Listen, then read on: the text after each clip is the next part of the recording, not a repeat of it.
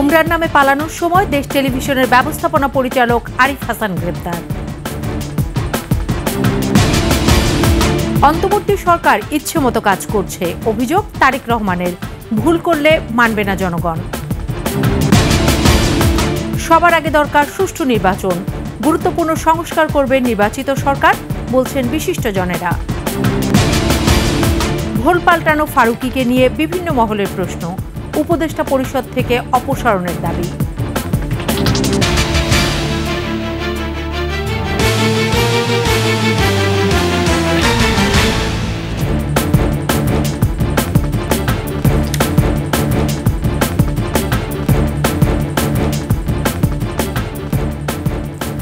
শুনছিলেন সংবাদ শিরোনাম। আমন্ত্রণ 21 সংবাদে, সাথে আছি সোনিয়া স্নিগ্ধা। দর্শক, 21 টেলিভিশনের সংবাদ একই সাথে সরাসরি দেখতে পাবেন আমাদের ফেসবুক পেজ www.facebook.com/2124 অনলাইনে। এছাড়াও সাবস্ক্রাইব করতে পারেন www.youtube.com/@21 চ্যানেলে। দেশ টিভির ব্যবস্থাপনা পরিচালক এবং অ্যাটকোর সাধারণ সম্পাদক আরিফ হাসানকে হত্যা মামলায় গ্রেফতার করেছে পুলিশ। ওমরার নামে দেশ ছেড়ে পালানোর সময় বিমানবন্দর থেকে তাকে গ্রেফতার করে ডিবি পুলিশ। বিস্তারিত জানাচ্ছেন বনশ্রী ডলি। ওমরা করা আর হলো না। সৌদির উদ্দেশ্যে ঢাকা ত্যাগের আগে বিমানবন্দরে গ্রেফতার হলেন দেশ টিভির ব্যবস্থাপনা পরিচালক আরিফ হাসান। ছাত্র গণ অভ্যুত্থানের সময় সজীব হত্যা মামলায় তাকে গ্রেপ্তার করা হয়েছে। এরই মধ্যে তাকে নেওয়া হয়েছে ডিবি কার্যালয়ে। এয়ারপোর্ট থেকে গ্রেপ্তার করা হয়েছে। ওনার একটা হত্যা চেষ্টা মামলা রয়েছে, প্রভাব প্রতিপত্তি কম ছিল না, সম্পদও গড়েছেন অঢেল। বিদেশে পাচার করা টাকায় কানাডায় বাড়ি করার পাশাপাশি দেশে বিদেশে নামে বেনামে বিপুল সম্পদের মালিক হয়েছেন। 3.7 মিলিয়ন কানাডিয়ান ডলারে টরন্টোতে বাড়ি কিনেছেন আরিফ। ঋণ জালিয়াতি করেছেন 335 কোটি টাকা। এছাড়া আরিফ ও তার বাবার নামে 128 কোটি টাকার স্থাবর অস্থাবর সম্পদের তথ্য পায় দুদক। কিন্তু আওয়ামী শাসন আমলে আইনমন্ত্রীর ঘনিষ্ঠজন তৌফিকার সহযোগিতায় ধামাচাপা দেন এসব অভিযোগ। বনশ্রী ডলি, 21 টেলিভিশন। টাকা নিয়ে পণ্য সরবরাহ না করা, চেক জালিয়াতি সহ প্রতারণার মামলায় দেশের শীর্ষস্থানীয় চাল ব্যবসায়ী আব্দুর রশিদকে গ্রেফতার করা হয়েছে। শনিবার বিকেলে তাকে গ্রেফতার করে কুষ্টিয়া মডেল থানার পুলিশ।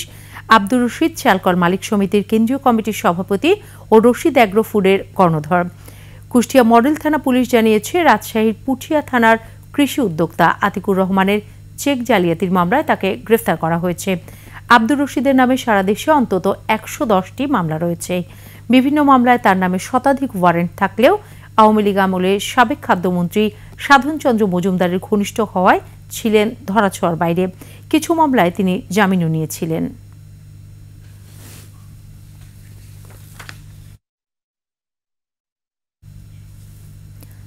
অন্তর্বর্তী সরকার জনগণের চাওয়াকে গুরুত্ব না দিয়ে ইচ্ছেমতো কাজ করছে বলে অভিযোগ করেছেন বিএনপির ভারপ্রাপ্ত চেয়ারম্যান তারেক রহমান। জুলাই আগস্টে আহতদের চিকিৎসা সেবা নিশ্চিতে সরকার গুরুত্ব দিচ্ছে না বলেও অভিযোগ করেন তারেক রহমান।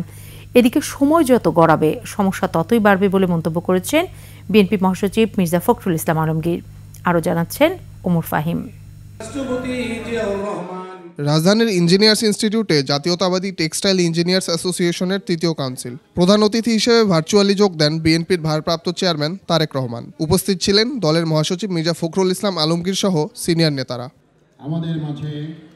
তারেক রহমান বলেন, রাষ্ট্র সংস্কার করতে অন্তর্বর্তী সরকার কোনো ভুল করলে দেশের মানুষ তা মেনে নেবে না। রাষ্ট্র মেরামতের কর্মযজ্ঞ সম্পাদন করতে গিয়ে অগ্রাধিকারের সেটিং যদি ভুল হয়, তাহলে কিন্তু জনগণের কাছে সরকারের অদক্ষতা হিসাবেই কিন্তু এটি বিবেচিত হবে। অন্তর্বর্তীকালীন সরকারের কিছু কিছু সিদ্ধান্ত মনে হয় তারা জনগণের যে আকাঙ্ক্ষা সেটার প্রতি ভ্রুক্ষেপ করতে বোধহয় চাইছে না। অনেক অপ্রাপ্তি থাকার পরও বর্তমান সরকারের ওপর মানুষ আস্থা হারাতে চায় না। সরকারের সাথে জনগণের দূরত্ব তৈরি হলে ষড়যন্ত্রকারীরা বেশি সুযোগ পাবে বলেও মন্তব্য করেন তারেক রহমান। গণতন্ত্রকামী স্বাধীনতা প্রিয় মানুষের ব্যর্থতা এই সরকারকে ব্যর্থ করে দিতে পলাতক যে স্বৈরাচার তার এবং তাদের দোসররা কিন্তু বসে নেই। সেটা দেশের ভেতরেই হোক বা দেশের বাইরেই হোক, প্রশাসনের ভেতরেই হোক বা বাইরে হোক, ওরা কিন্তু ওত পেতে আছে যে কিভাবে এই অন্তর্বর্তীকালীন সরকারকে ব্যর্থ করে দেওয়া যায়। এ সময় গণতান্ত্রিক রাষ্ট্র নির্মাণে প্রয়োজনীয় সংস্কারগুলো দ্রুত সম্পন্ন করার তাগিদ দেন দলের মহাসচিব মির্জা ফখরুল ইসলাম আলমগীর। বাংলাদেশের মানুষের মূল যে আকাঙ্ক্ষা, সেই আকাঙ্ক্ষা হচ্ছে একটা গণতান্ত্রিক রাষ্ট্রে। সেই আকাঙ্ক্ষাটাকে বাস্তবায়িত করতে আমাদের যে সমস্ত সমস্যাগুলো সৃষ্টি হয়েছে সেগুলোকে দূর করতে হবে। মানুষের সকল দাবি অন্তর্বর্তী সরকারের পক্ষে পূরণ করা সম্ভব নয় বলেও মন্তব্য করেন তিনি। সমস্ত অন্যায়কে প্রতিরোধ করতে হবে। ওমর ফাহিম, 21 টেলিভিশন, ঢাকা। দেশে সবার আগে একটি সুষ্ঠু নির্বাচন প্রয়োজন বলে মত বিশিষ্টজনদের। নির্বাচিত সরকারি সংস্কার এবং জাতীয় গুরুত্বপূর্ণ বিষয়ে সমাধান দেবে বলে মত তাদের। তবে রাজনৈতিক একতার ভিত্তিতে সংবিধান সংস্কারের কাজ না করলে ব্যর্থতার আশঙ্কা উঠে আসে বিচারপতি, আইনজীবী ও বিশিষ্টজনদের বক্তব্যে। সংবিধানের খসড়া প্রস্তাবনার বিষয়ে প্রেস ক্লাবে আলোচনায় এসব মতামত দেন বক্তারা। বিস্তারিত শাকির আরজুর রিপোর্টে।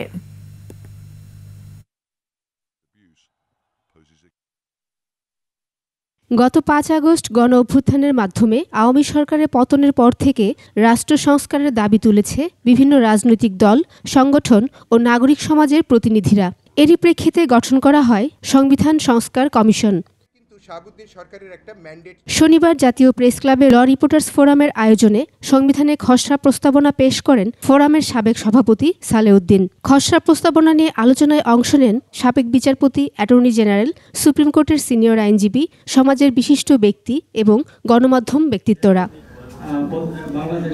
খসড়া প্রস্তাবনায় সরকারি সব কার্যালয়ে জাতীয় পতাকার প্রতিকৃতি প্রদর্শন করার প্রস্তাব দেয়া হয়। আমাদের যে মুক্তিযুদ্ধ করে যে মহান পতাকা, সেই পতাকা এবং বাংলাদেশের যে প্রতীক, সেই প্রতীকটি আমাদের অফিস আদালতে এটি স্থাপিত হবে। ডেমোক্রেসির মূল কথা কি? মাল্টি পার্টি ডেমোক্রেসি হবে, কম্পিটিশন থাকবে, আমি আমার কথা বলবো, আপনি আপনার কথা বলবেন, পিপল যে অ্যাকসেপ্ট করবে এটা উইল বি অ্যাকসেপ্টেড। সংবিধান নিয়ে আলোচনায় বক্তারা দ্রুত নির্বাচন দেয়া এবং রাজনৈতিক দলগুলোর ঐক্যের উপর জোর দেন। Our ambition should be confined to undertaking such reform as is necessary to hold a free and fair election. জনমত সৃষ্টি করা উচিত, বিজ্ঞজনদের বসা উচিত এবং এ বিষয়ে কার্যকর করা উচিত। সংসদ গণপরিষদ না থাকায় নতুন করে সংবিধান পুনর্লিখন সম্ভব নয় বলে মত দেন বক্তারা। আমাদের গণপরিষদ নেই, সংসদ তো নেই, গণপরিষদ আসলে নেই। কিভাবে গঠন হবে আমার স্বল্প বুদ্ধিতে আমি বুঝতে পারছি না, কিন্তু যেটা আছে রাস্তার ওই পারে আমাদের সুপ্রিম কোর্ট আছে এবং এই সুপ্রিম কোর্টে কিন্তু পঞ্চদশ সংশোধন নিয়ে শুনানি চলছে, ত্রয়োদশ সংশোধন নিয়ে শুনানি হওয়ার কথা, অন্যান্য বিষয়গুলো সেখানে উত্থাপন করা সম্ভব। ওই সংবিধানের আন্ডারে আমাদের রাইটগুলি যথাযথভাবে পালিত হচ্ছিল না। ওই সংবিধানই একটা ফেসিস্ট জন্ম দিয়েছে। এটার সুযোগেই তারা আমাদের সমস্ত অধিকারকে কেড়ে নিয়েছিল। আমরা তো বলছি না যে আপনারা সব কিছু ঠিক করে ফেলেন, কনস্টিটিউশনকে আপনারা লিখে ফেলেন, আমরা শুধু সাজেশন দিচ্ছি। 5 বছর পর পর জনগণ তার স্বাধীন ক্ষমতা ভোটাধিকার প্রয়োগ করতে পারবে সেটি নিশ্চিত করার আহ্বান আসে আলোচনা থেকে। সংসদের নারী আসন সংখ্যা নিয়ে ভিন্ন মত উঠে আসে আলোচনা থেকে। আপনারা এই সংবিধানের মাধ্যমে, সংস্কারের মাধ্যমে একটা জায়গা আপনারা নিশ্চিত করেন, 5 বছর পর পর জনগণ তার স্বাধীন সার্বভৌম ক্ষমতা যাতে প্রয়োগ করতে পারে। 100টা সিট নারীদের জন্য সংরক্ষিত করে এবং ঘূর্ণায়মান পদ্ধতিতে সরাসরি নির্বাচনের মাধ্যমে আমরা নারীদেরকে ক্ষমতায়নের একটা সুযোগ করে দেওয়া আমার মনে হয় গুরুত্বপূর্ণ। জনগণের ভোটাধিকার নিশ্চিত করতে পারলেই সংবিধান থেকে শুরু করে সব সমস্যার সমাধান হবে বলে মত তাদের। শাকিরা আরজু, 21 টেলিভিশন, ঢাকা। সামাজিক ন্যায় বিচার ও রাষ্ট্র সংস্কারই সরকারের মূল চ্যালেঞ্জ বলে জানিয়েছেন প্রধান উপদেষ্টা অধ্যাপক মোহাম্মদ ইউনূস। সুফল পেতে সবাইকে ধৈর্য ধরার আহ্বান জানিয়ে বে অব বেঙ্গল কনভারসেশনে ডক্টর ইউনূস বলেন, আগামীর বাংলাদেশ হবে মানবাধিকার ও বাক স্বাধীনতার। আকবর হোসেন সুমনের রিপোর্টে বিস্তারিত। ঢাকায় শুরু হলো গণমাধ্যমের স্বাধীনতা ও অপতথ্য, জলবায়ু পরিবর্তন, বাণিজ্য, ভূ রাজনীতি এবং মানবাধিকার বিষয়ক তৃতীয় আন্তর্জাতিক সম্মেলন বে of Bengal. Centre for governance studies CGS এর আয়োজনে এতে অংশ নিয়েছেন বিশ্বের 80 দেশের সহস্রাধিক প্রতিনিধি। উদ্বোধনী অনুষ্ঠানে ছাত্র জনতার অভ্যুত্থান পরবর্তী বাংলাদেশ তুলে ধরেন প্রধান উপদেষ্টা doctor Mohammad Yunus. is the work of millions of voices, voices of the entire nation, voices that have demanded change, voices that continue to push us all to build a future based on human rights, freedom of speech, justice and inclusion. তরুণদের নিয়ে বৈষম্যহীন ও সমৃদ্ধ রাষ্ট্র গড়ে তোলার স্বপ্নের কথাও জানান প্রধান উপদেষ্টা। We live in times marked by challenges and complexities. Whether it is economic disparity, social injustice, or the threat of climate change, we face issues that are overwhelming. And yet, in Bangladesh, we know something about resilience, about facing adversities and creating opportunities from them. 3 দিনের এই আন্তর্জাতিক সম্মেলন চলবে 18 November পর্যন্ত। Akbar Hossain Suman, 21 television, Dhaka. 16 বছর ধরে আওয়ামী লীগ সরকারের সুবিধা ভোগ করেছে, তবে হাসিনা পতনের কিছুদিন আগে ভোল পাল্টান নির্মাতা মোস্তফা সরোয়ার ফারুকী, তারপর হয়ে যান অন্তর্বর্তী সরকারের উপদেষ্টা। কোন যোগ্যতায় ফারুকীকে উপদেষ্টা করা হয়েছে তা নিয়ে প্রশ্ন উঠেছে নানা মহলে। বৈষম্য বিরোধী ছাত্র আন্দোলন ও সুশীল সমাজের পাশাপাশি আলেমরাও ফারুকীকে উপদেষ্টা হিসেবে দেখতে চান না। মানিক শিকদারের রিপোর্ট। আমারে খালি একটা কোণা দিয়ে দিও। দেশের ইতিহাসে সবচেয়ে বড় বাজেটের চলচ্চিত্র মুজিব একটি জাতির রূপকার চলচ্চিত্রে অভিনয়ের জন্য আরিফিন শুভর বরাদ্দকৃত সরকারি প্লট বাতিল হলেও নুসরাত ইমরোজ তিশা হয়েছেন পুরস্কৃত। তার স্বামী মোস্তফা সরোয়ার ফারুকী পেয়েছেন উপদেষ্টার পদ। এ নিয়ে চলছে নেটিজেনদের আলোচনা সমালোচনা। নতুন 3 উপদেষ্টা শপথের দিন থেকেই ছাত্র জনতার মধ্যে প্রতিক্রিয়া দেখা যায়। শাহবাগে যে ফ্যাসিবাদের বীজ রোপিত হয়েছিল সেটা বিরুদ্ধে পরবর্তীতে তিনি গিয়েছেন এক সময় ইত্যাদি বলেছেন, কিন্তু মুজিব প্রশ্নে তার স্থানটা কোথায় এবং মুজিবকে ব্যবহার করে যে ফ্যাসিবাদের একটা আইকন তৈরি করা হয়েছিল হিটলারের মতো, হ্যাঁ, এ ব্যাপারে তার মতামত কি? আরও অনেক কিছু তাকে স্পষ্ট করতে হবে। জনপ্রিয় বেশ কিছু নাটক চলচ্চিত্রের নির্মাতা মোস্তফা সরোয়ার ফারুকী, তবে তার নির্মিত নাটক চলচ্চিত্রের কাহিনী ও সংলাপ নিয়ে আছে বিতর্ক। তুমি আমার সঙ্গে লিটনের ফ্ল্যাটে চলো, এর চেয়েও নিরিবিলি। রাজনীতিবিদ ও আলেম সমাজের প্রতিনিধিরা এই উপদেষ্টা নিয়োগ নিয়ে প্রশ্ন তুলেছেন। সমাজ বিধ্বংসী যে সংস্কৃতি বলয়টা তারা দীর্ঘ 15 বছরে তৈরি করেছিল, এই সংস্কৃতি বলয়টাকে রক্ষা করার জন্যে তারা এই মোস্তফা সরোয়ার ফারুকীর মতো একজন লোক এখানে বসায়। কোটা না মেধা এই স্লোগানে আন্দোলনের সাফল্য এলেও মোস্তফা সরোয়ার ফারুকীকে বিশেষ কোটায় নিয়োগ দেওয়া হয়েছে বলে মনে করছেন আলেমরা। আমরা জীবন দিয়েছি, প্রাণ দিয়েছি, আমাদের দাবি বেশি। আমার অনেক হাফেজরা জীবন দিয়েছেন, অনেক আলেম ওলামারা জীবন দিয়েছেন। সেখানে মোস্তফা সরোয়ার ফারুকীর মতন একজন উপদেষ্টা হুট করে এসে বসে পড়বে আর আমরা মেনে নেব, এটা অসম্ভব ব্যাপার। ফেসিবাদের সুবিধা নিয়ে নাটক চলচ্চিত্রে ইসলাম বিরোধী বিজাতীয় সংস্কৃতির অনুপ্রবেশ ঘটিয়েছেন এমন ব্যক্তি উপদেষ্টা হলে জাতি আরো সংকটে পড়বে বলে মনে করেন ইসলামী চিন্তাবিদরা। সমকামিতা, পরকীয়া এবং সমাজ বিধ্বংসী, আমাদের মূল্যবোধ বিধ্বংসী যে সংস্কৃতি আছে, এটা যাতে আমাদের সমাজে প্রকাশ করতে না পারে, আমরা সুনির্দিষ্টভাবে এই বিষয়ে কথা বলেছিলাম, কিন্তু দেখা গেল ঠিক ওইরকম একটা উদ্যোগই তারা গ্রহণ করলো। অবিলম্বে ফারুকীর পদত্যাগ দাবি করেছেন তারা। সর্বজনীন সিদ্ধান্তের মাধ্যমে উপদেষ্টা নিয়োগ করতে হবে, অন্যথায় আমরা আবারও রাস্তায় নামতে বাধ্য হব। মানিক শিকদার, 21 টেলিভিশন, ঢাকা। নিচ্ছি সংবাদ বিরতি, যখন ফিরছি তখন অন্যান্য সংবাদের সাথে আরও থাকবে। পল্লবীতে 2 সন্তানকে হত্যার পর আত্মহত্যার চেষ্টা বাবার, জর্জরিত ছিলেন ঋণের বোঝায়। আবারও আমন্ত্রণ 21 সংবাদে। রাজধানীর পল্লবীতে 2 শিশু সন্তানকে গলা কেটে হত্যার পর নিজের গলায় ছুরি চালিয়ে আত্মহত্যার চেষ্টা করেছেন মোহাম্মদ আহাদ নামের এক ব্যক্তি। পরে তাকে উদ্ধার করে ঢাকা মেডিকেল কলেজ হাসপাতালে পাঠিয়েছে পুলিশ।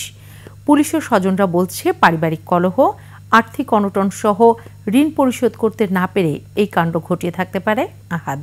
মফিউর রহমানের রিপোর্ট। 7 বছরের রোহান ও 3 বছরের মুসা নামের 2 ফুটফুটে শিশুকে নিজ হাতে জবাই করে হত্যা করেছে পিতা আহাদ। পরে নিজের গলায় ছুরি চালিয়ে আত্মহত্যার চেষ্টা করে সে। পুলিশ ঘটনাস্থল থেকে 2 শিশুর লাশ উদ্ধার করে কুর্মিটোলা হাসপাতালে পাঠায়, আর তাদের পিতা আহাদকে আশঙ্কাজনক অবস্থায় ঢাকা মেডিকেল কলেজ হাসপাতালে পাঠায়। শিশু দুটির মা নূরজাহান বলেন, সকালে শিশু দুটিকে বাসায় রেখে তিনি কাজে গিয়ে এই খবর পান। আর্থিক অনটন ও পাওনাদারদের চাপ ছিল বলেও জানান তিনি। প্রতিদিন কিন্তু 2 বাচ্চা আমার সাথেই আমার সাথে করে নিয়ে যাই। আজকে ও যখন বাসায় তো আমার বললাম যে আসো তোমরা আমার সাথে, তো ওর আব্বু বলতেছে যে না আজকে আমি বাসায় আসছি, তাকুক আমার কাছে তুমি যাওগা। তোমার বাবা যখন বলতেছে তো আমি তো জোর করে নিতে পারি না। তা আমি আচ্ছা তুমি তাকো, আমি যাও জায়গা পাক করে রেখে আসি। 9:30টায় করতে বের হয়েছি, 10:30 বাজে আমার কাছে খবর গেছে যে 2টারে জবাই করে আসছে। বাড়ির মালিক ও এলাকাবাসী বলছে আহাদের কোনো প্রকার বাজে অভ্যাস ছিল না। তো এরকম আমি দেখি নাই যে দুইজনে মারামারি করে। আমরা না আসছি 2 মাস, কিন্তু আমাদের এলাকায় থাকে বড় 10 বছরের মতো। পিতা তার 2 সন্তানকে জবাই করে আর কি ফেলে রাখছে। তো এটা দেখার পরে নাসির ভাইয়ের যে বাড়িওয়ালার যারা আরও ভাড়াটি আছে যারা ছিল, তারা আবার ওই দরজা বাইরে থেকে লাগাই রাখছে যাতে সে পলাইতে না পারে। পুলিশ প্রাথমিকভাবে ধারণা করছে ঋণের বোঝা সইতে না পেরেই আহাদ এমন কাণ্ড ঘটিয়ে থাকতে পারে। ঋণগ্রস্ত থাকার কারণে তাদের মধ্যে কলহ ছিল, ঋণগুলো সঠিক মতো পরিশোধ করতে পারছিলেন না। এই জন্য এই ঘটনাকে কেন্দ্র করে সে তার 2 ছেলেকে, রুহানি 7 বছর এবং মুসা 3 বছর, তাকে গলা কেটে হত্যা করে। মূল কারণ উদ্ঘাটনে তদন্ত চলমান থাকবে বলেও জানায় পুলিশ। মফিউর রহমান, 21 টেলিভিশন, ঢাকা। শমী কায়সারের আবদার ফেলতে পারতেন না লোহাতুর মন্ত্রী, আমলা ও ব্যবসায়ীরা। এই সুযোগটি কাজে লাগিয়েছেন তিনি। সচিবালয়ের তদবিরে দারুণ পটীয়সী ছিলেন শমী কায়সার। হাসিনা সরকারের ঘনিষ্ঠ ব্যবসায়ীদের ঘোরের মধ্যে ফেলতেও তিনি ছিলেন পারদর্শী।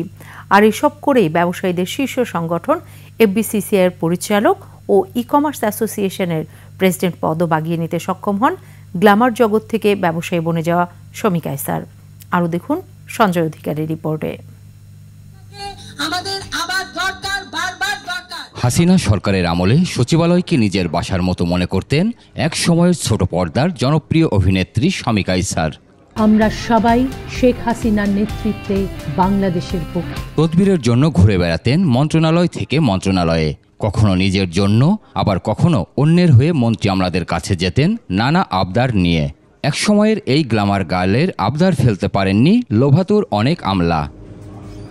হাসিনা সরকারের একাধিক প্রভাবশালী মন্ত্রী ও নেতার সাথেও সুসম্পর্ক ছিল শমী কায়সারের। এসব ব্যবহার করেই কামান বিপুল অর্থ। এখনো শেখ হাসিনার দোসররা আমাদের দেশে চড়ে বেড়াচ্ছে। শেখ হাসিনার দোসর শমী কায়সার। কাঁচা পয়সার গরমে শমী আরও বেপরোয়া হয়ে ওঠেন। প্রভাব খাটিয়ে দখল করেন ই-কমার্স উদ্যোক্তাদের সংগঠন ইক্যাব। একইভাবে ব্যবসায়ীদের শীর্ষ সংগঠন এফবিসিসিআইয়ের পরিচালক পদও পেয়ে যান তিনি।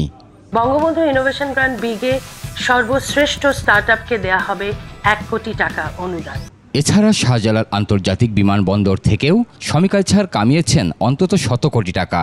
প্রতিযোগিতামূলক দরপত্র ছাড়াই সেখানকার ধানসিঁড়ি নামে লাউঞ্জটি শমী কায়সার ইজারা নেন।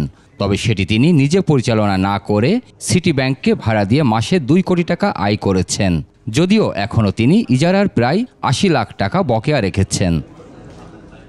শমী কায়সারের বিরুদ্ধে ওঠা অভিযোগ খতিয়ে দেখতে 2022 সালে বিমান মন্ত্রণালয়কে চিঠি দেয় দুদক। এই চিঠি পাওয়ার পর বিমান মন্ত্রণালয় বেবিচককে তদন্ত করে ব্যবস্থা নেওয়া ও প্রতিবেদন পাঠানোর নির্দেশনা দেয়, কিন্তু আজ অবধি সেই প্রতিবেদন মন্ত্রণালয়ে পাঠানো হয়নি। এসব বিষয়ে জানতে শমী কায়সারের ধানসিঁড়ি কমিউনিকেশনসের অফিসে গিয়েও দায়িত্বশীল কাউকে পাওয়া যায়নি। আজকে আসছিল কাজ করতেছে, আর আমাদের পার্মানেন্ট লোকটা শুক্রশনি বন্ধ থাকে। অন্য সময় কি আসতেছে না। আওয়ামী লীগ সরকারের পতনের পর সম্প্রতি এক ব্যবসায়ীকে হত্যা চেষ্টার মামলায় গ্রেপ্তার হন অভিনেত্রী থেকে ব্যবসায়ী হয়ে ওঠা শমী কায়সার। সঞ্জয় অধিকারী, 21 টেলিভিশন, ঢাকা। শেষ করছি 21 সংবাদ। যাবার আগে সংবাদ শিরোনামগুলো আরও একবার। ওমরার নামে পালানোর সময় দেশ টেলিভিশনের ব্যবস্থাপনা পরিচালক আরিফ হাসান গ্রেপ্তার। অন্তর্বর্তী সরকার ইচ্ছে মতো কাজ করছে, অভিযোগ তারেক রহমানের। ভুল করলে মানবে না জনগণ। সবার আগে দরকার সুষ্ঠু নির্বাচন, গুরুত্বপূর্ণ সংস্কার করবে নির্বাচিত সরকার, বলছেন বিশিষ্টজনেরা। ভুল পাল্টানো ফারুকীকে নিয়ে বিভিন্ন মহলের প্রশ্ন, উপদেষ্টা পরিষদ থেকে অপসারণের দাবি।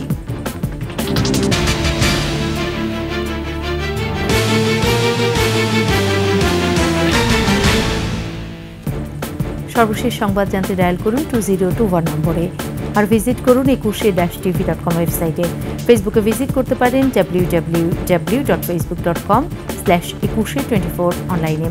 এছাড়াও সাবস্ক্রাইব করতে পারেন www.youtube.com/@ekushe ইউটিউব চ্যানেলে। এতক্ষণ সাথে থাকার জন্য ধন্যবাদ। পরবর্তী সংবাদ দেখার আমন্ত্রণ রইল। একুশের সাথেই থাকুন।